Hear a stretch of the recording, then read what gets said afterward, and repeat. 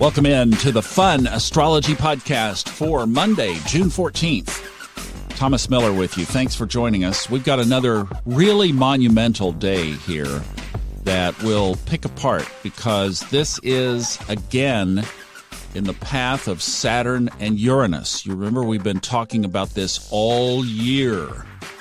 For 6 months we've been talking about this aspect.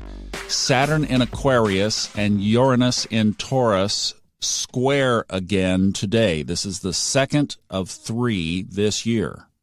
The exact will be at 6 p.m. this evening Eastern Time. The first of these was on February 17th. Then we have today, and then we have the day before Christmas, Christmas Eve, December 24th. So 3 times this year. Really, the whole year, it never gets out of that aspect, that square aspect between Saturn in Aquarius, Uranus in Taurus.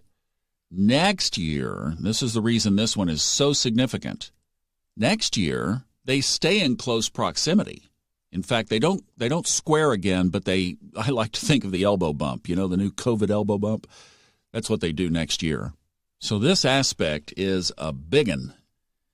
And as we've traced it back, this aspect appeared in April of 1930. It was about 6 months after the big stock market crash in October of 1929.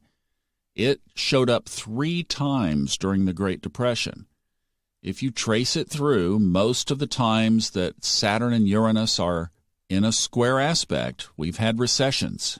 So let's just go back financially since February, and let's bring to date a couple of things that have showed up since. The 2 really that stand out in my mind are the almost prolific talk now of hyperinflation. In fact, last Friday, the Consumer Price Index came out indicating 5% inflation for consumer prices. Like they say, well, if you take out food and clothes and gasoline, there's no inflation anywhere. Or lumber, take out lumber. Lumber's actually coming back down. So the big question here is, are we in a normal ebb and flow of an economy, not only in the United States, but worldwide, that is expanding after COVID is retreating? I mean, you don't have to follow astrology or be a brain or rocket scientist to figure out that when COVID retreats, the economy is going to get better. All we can say is, yay! However, over the last 18 months, there has been a wheelbarrow full, a pot full of government spending. Again, not just the United States. This is governments around the world have had to spend their way out of this COVID thing. Debt that basically can never be repaid. The U.S. debt now approaching $30 trillion would be like you or me being, $100 million in debt, and we make $50,000 a year. And you're 55 years old. It's just like the math isn't going to work. I have a friend who was in Rhodesia during the collapse of that dollar. He lost his entire life savings in 72 hours.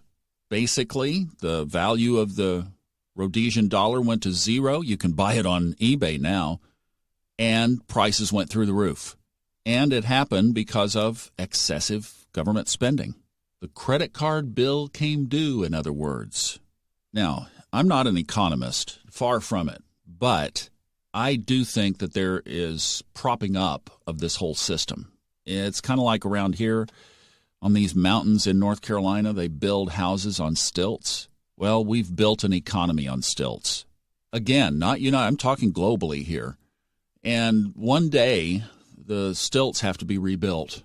And that kind of leads to the second piece of this, the part B that I would say that has appeared since February, is when the U.S. Federal Reserve Chairman Jerome Powell talked about a rollout of the United States digital currency this summer. Well, here we are now this summer in the Northern Hemisphere, in this second square between Saturn and Uranus. Now, we could take the speculation game way down a bunch of tangent roads. I think what we just do is continue to observe. Look, we're being aware. We know what the history of this aspect is, That doesn't mean that it's going to happen this time, but if we escaped this unscathed in some kind of way, I would be a little bit surprised. The question is, how? And remembering that we are still under Saturn-Pluto from January 2020. That's a big umbrella that casts a wide shadow. So we just keep observing, and we watch the signs. And how do we make preparations? I think inflation is definitely going to be on the rise for a period of time. My brother sent me an article on this past week and was asking, like things like, should I replace our 30-year-old water heater now, or should we hang on to the cash? And I'm thinking maybe a prudent thing to do is to go through every aspect of your life. Anything that tripled, quadrupled, even quintupled in price, would you be okay with that? If it is money that you could spend now to fix it, go to your intuition and see if that's what shows up for you. If perhaps saving to weather a storm where groceries could be a lot more expensive, then focus the money in that direction. I think it's just these are the things that you have to weigh out. And this is really not, this would be aside the astrology. I mean, we're coming into this cycle. But remember, we're on the 20-year cycle of Jupiter-Saturn. That conjunction was in December. And if we roll back 40 years, that led us to a recessionary period in the late 1970s. So this stuff is all fitting together. And this is how we look at things in the sky to see where we are today and how we should respond. So, yes, I think there is some planning, some forecasting. Panicking? No reason for that right now.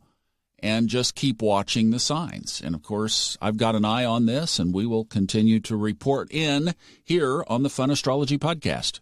So that will wrap us up for today. I just wanted to cover that because it is so important. And, look, our money affects every one of us, so we're all in on this one.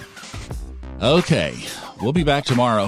The rest of the week actually gets kind of quiet, so we'll do some listener questions, and then I'm going to take a couple of days off toward the end of the week. All for now. You guys have a wonderful Monday. I'll see you tomorrow. Bye-bye.